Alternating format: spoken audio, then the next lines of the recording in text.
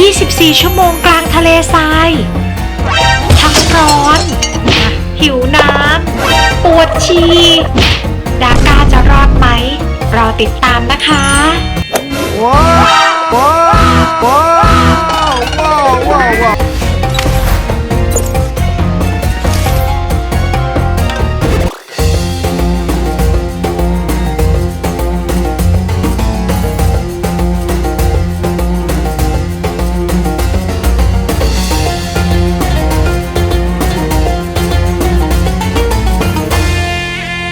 สวัสดีครับ สวัสดีค่ะ ไงบ้างครับแม่โบกับดาก้าวันนี้ไปเที่ยวไหนกันครับ วันนี้นะคะจะพาดาก้าไปใช้ชีวิตอยู่ที่กลางทะเลทราย1 วัน โอ้กลางทะเลทรายนะฮะตอนนี้เราก็อยู่ในประเทศเอมิเรตส์นะครับซึ่งมีทะเลทรายหลายแห่งเลย ค่ะ โอ้ดูชุดดาก้าดิ นี่ ดาก้ามีบูทใส่ทะเลทรายนะ ค่ะ แล้วก็มีเสื้อทะเลทรายผ้าพันคอมีกระเป๋าก็แก่ด้วย อันนี้นะเอาไว้กันเวลาทรายเข้าได้นะกันหน้า ใช่ใช่ บางตาก็มองเห็นนะคะ แล้วก็นี่ก็เป็นรถของเรารถลุยทะเลทราย What kind of car ใช่ Yeah, hi sir. What kind of car is this Thai It's a Land Cruiser. โอ้ Land Cruiser นะฮะ อันนี้เป็นรถแบบลุยทะเลทรายดูล้อนะครับทุกคน เนี่ยมันเป็นล้อพิเศษสำหรับเข้าหลุมทรายทะเลทรายนะ แล้วชอบอย่างหนึ่งนะคนที่นี่นะคะ ตรงเวลามากมาก่อนเวลา1 ชั่วโมงนะคะ ใช่ โอเคก็เดี๋ยวเรารีบไปที่ทะเลทรายกันเลย ไปโอ้แม่โบขึ้นทะเลทรายนะ รถยังเห็นทรายอยู่เลย นั่งกีตาร์ Hi sir. Welcome. เป็นไงบ้างดาก้านั่งรถลุยทะเลทรายรถใหญ่นั่งสบายไหม สบายครับสบายครับ แล้วดาก้าฟังอะไรอ่ะฟังเพลงอะไร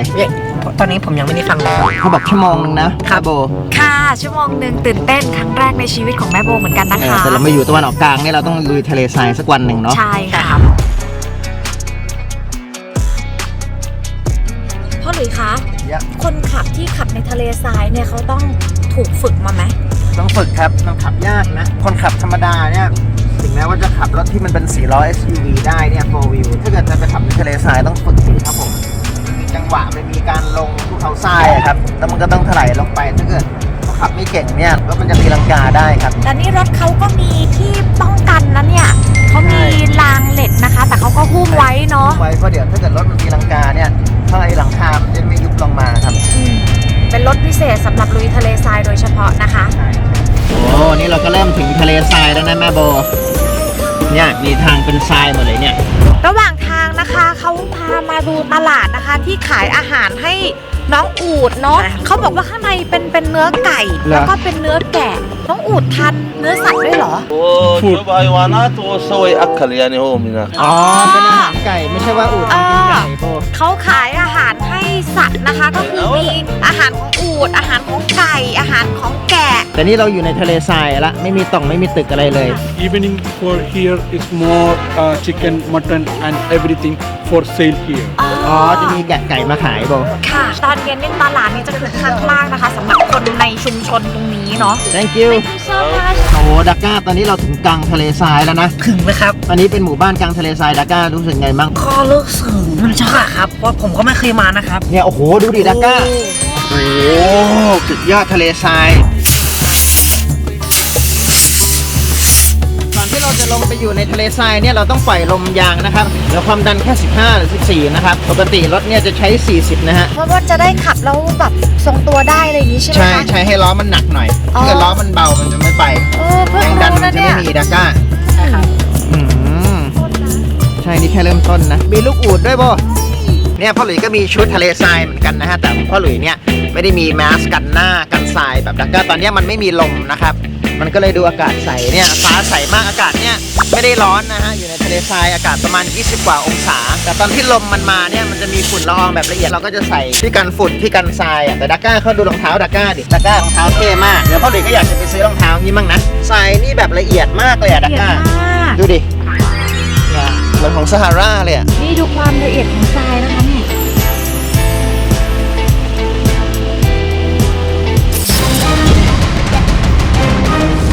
ดักก้าไปทำอะไรมาลูก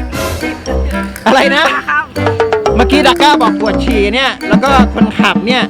เขาบอกไม่มีที่ฉี่เขาก็เลยปล่อยดักก้าไปฉี่ในกลางทะเลทรายเลยใช่ไหม ใช่ครับ ดักก้าทิชชู่ครับ เช็ดมือหน่อย ขอบคุณครับ ฉี่กลางทะเลทรายมันปะ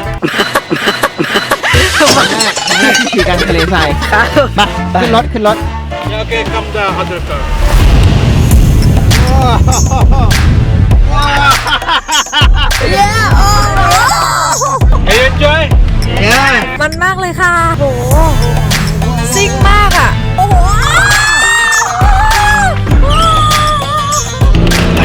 มันสูงนะครับ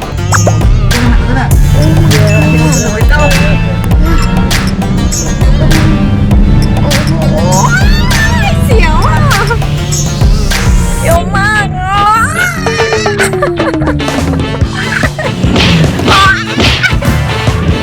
ใส่มาก โอ้โหระวังโทรศัพท์ตกไปนะลูกอ้าวโอ้ยลึกมากอ่ะ โอ้ my god อ้าวโอ้โหว้าวแม่ดูดิคะเขาลูกนั้นอ่ะ ฟังเสียงเครื่องนี่แรงนะ เป็นไงบ้างลูก ผมรู้สึกว่าผม อยู่ในไหนนะแอฟริกาโอ้โห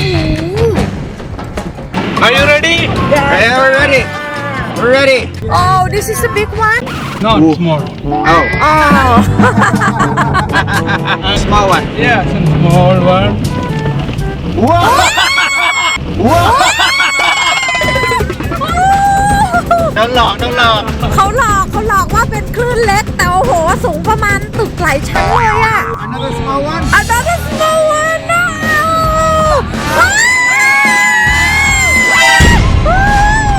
เหมือนลงรถไฟเหาะ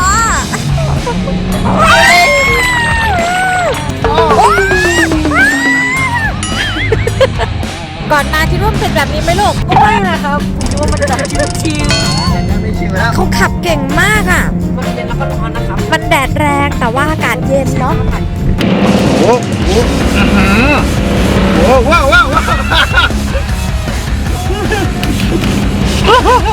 แล้วก็เป็นไง มันมากเลยครับ เร็วมากเลยครับ โอ้โอ้โห โอ้โห สุดยอด Number one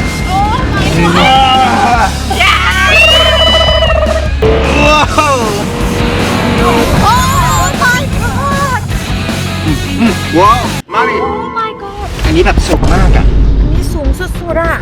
แล้วก็อันนี้สูงสุดๆนะ โอ้ยสูงเหมือนไวกิ้งอ่ะ เย้ เราไปกินพร้อมยัง พร้อมแล้วครับ เหมือนไวกิ้งเลยอ่ะสวนสนุกในชีวิตจริงลูกจริงอ่ะตะการชอบขับแม่ตะการครับดูสภาพแม่ไม่ไหวแล้วครับ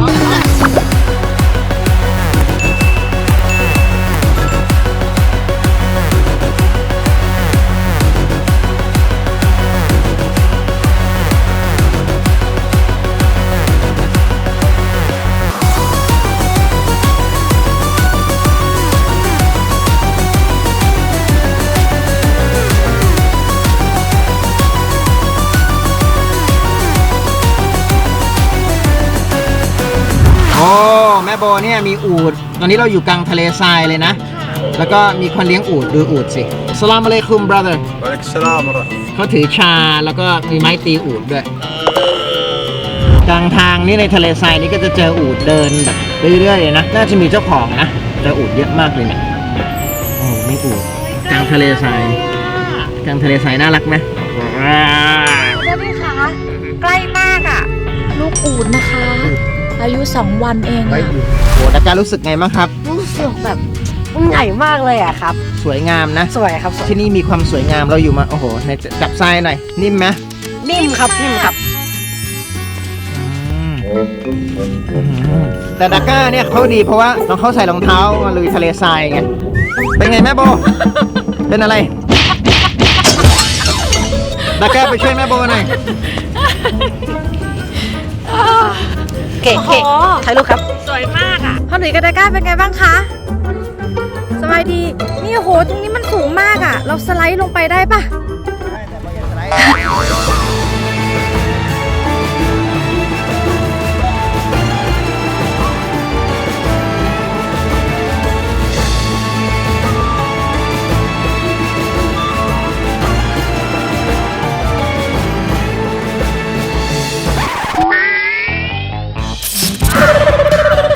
ลุกขึ้นปะ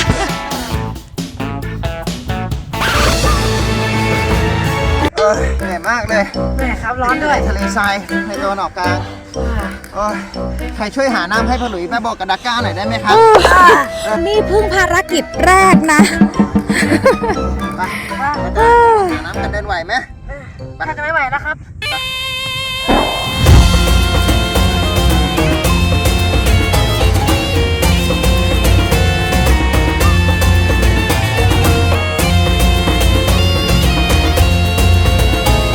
ตอนนี้เราอยู่ที่หมู่บ้านกลางทะเลทรายนะคะ นี่มีบ่อตักน้ำด้วย เป็นความหวังของเราที่เราหิวน้ำแต่ว่าไม่มีน้ำสักหยดค่ะ เพราะว่าเราอยู่กลางทะเลทรายนะคะ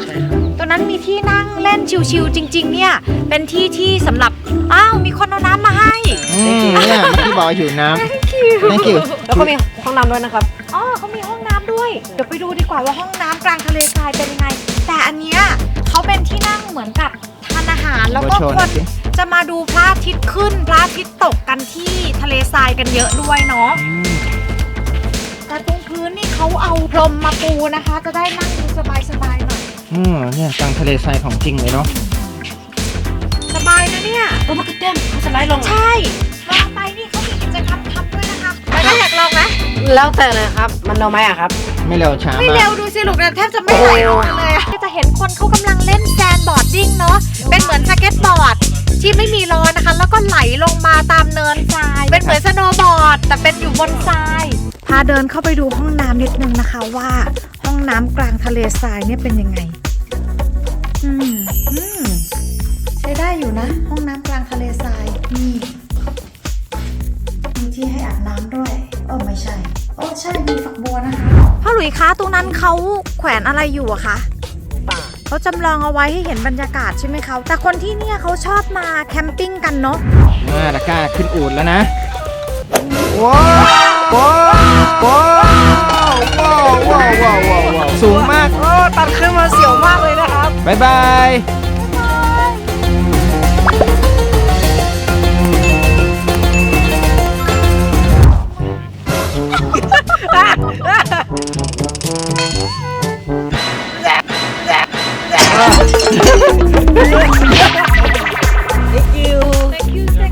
แต่ก็รู้สึกไงค่ะทีอูด โอ้ต้องขึ้นกับลงนะครับ เสียวมากเลยครับ โอเค เดินไปไหนครับดาก้า ผมอยากซิ่งนะครับ เราต้องปีนขึ้นไปบนยอดเขาหนึ่งยอด ไม่ยุ่ง ยุงไม่ใช่ยุงหรอกแมลงวัน กันนะครับ ไม่เหมือน กว่าจะถึง วิ่งขึ้นก็เหนื่อยแล้ว ไหลลงมาเร็วๆเลยนะ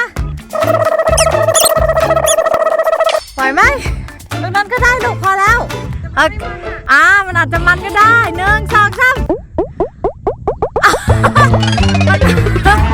มันไหลแค่นั้นค่ะหรอ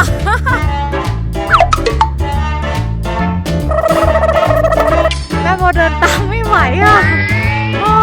เก่งมากถึงยอดเขาเอเวอเรสต์ลงมาได้ไหมเขาบอกสีขาวอ่ะได้ไหมไม่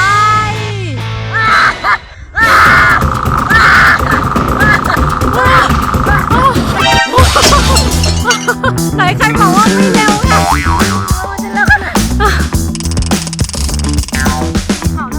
ใช่ไหมสีขาวเร็วจริงๆเนาะ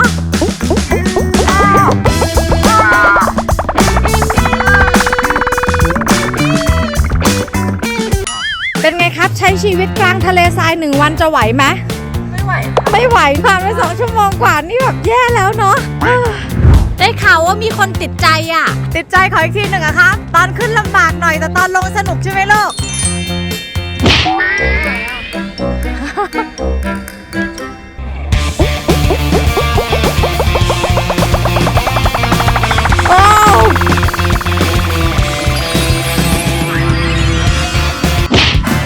ตอนเดินขึ้นนี่เหนื่อยมากใช่ไหมลูกยืนมองวิวหรือว่ายืนพัก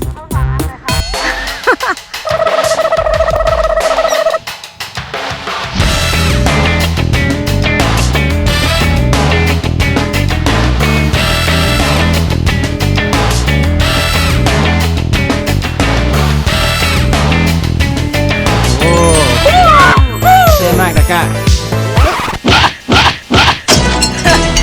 You gotta push that มีคนอยากลอง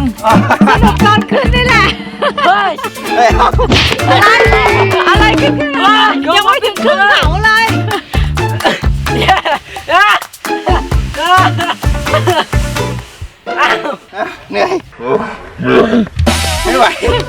นั้นพอ เราคงจะอยู่กลางทะเลทรายทั้งวันไม่ไหวเนาะ ไม่ไหว ถ้าคนที่เขาต้องติดอยู่กลางทะเลทรายจริงๆเขาจะทำไงนะ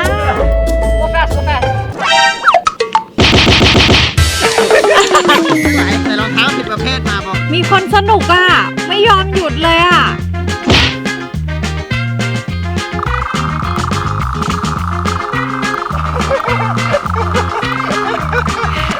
โอเคไป สรุปว่าเราไม่สามารถอยู่ในทะเลทรายได้ทั้งวันนะคะ นี่ผ่านไปประมาณเกือบ3 ชั่วโมงเนาะ ใช่ ก็ร้อนแล้วก็หิวน้ำมากๆแล้ว ใครชอบคลิปแบบนี้อยากเห็นเรามาทำกิจกรรมใน UAE นะคะ ก็คอมเมนต์มาบอกว่าอยากดูอะไร แล้วก็ฝากกดติดตามด้วยนะคะ โอเคนะครับ สวัสดี ขอบคุณมากครับที่รับชมพี่น้องกด subscribe ด้วยนะครับ บ๊ายบายเนี่ยเมื่อไหร่ก็ร้อนไปหาน้ำดีกว่าผมไปเหนื่อยมีนกมาด้วย นี่เป็นนกอะไรอ่ะ เป็นนกอินทรีเนาะ เป็นนกอินทรีเขาปิดตาด้วยอ่ะ ถ้าเกิดเราเปิดตานกอินทรีเนี่ย มันจะบินหนีโบ อ๋อเหรอคะ ใช่ มันจะจิกโบแล้วก็จะบินหนี จริงๆดูใกล้ๆเขาดูสง่ามากเลยนะ ใช่ นี่เป็นนกจากที่นี่เลยไหมคะดัด ใช่ ดี้ ใช่นกเขาตะวันออกกลางเขาเอาเปอร์เซียจะมีนกแบบนี้ครับ ค่ะ ตอนนี้ดาก้ารู้สึกเหนื่อยมาก เห เลย นื่อย ใช่ไหม มากเลยครับ ดูเหงื่อแตกดิทำไมอ่ะมีอะไรไปเล่นอะไรมา ตอนเล่นสกีบอร์ดนะครับตอนมันต้องขึ้นอยู่อะครับ โอ้โห แล้วก็แดดก็แรงมากเลยครับ แต่ก็สนุกใช่ไหม ใช่ครับสนุกมากเลยครับ ตอนลงมาสนุกครับ แต่ตอนขึ้นเหนื่อยครับ Thank you Thank you ของที่มีค่ามากกว่าเงินตอนนี้คืออะไร คือน้ำ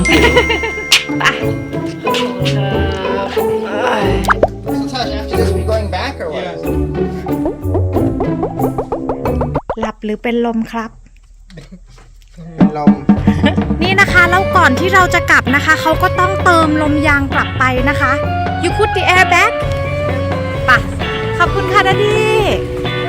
ขอบคุณค่ะ ขอบคุณค่ะพ่อหลุย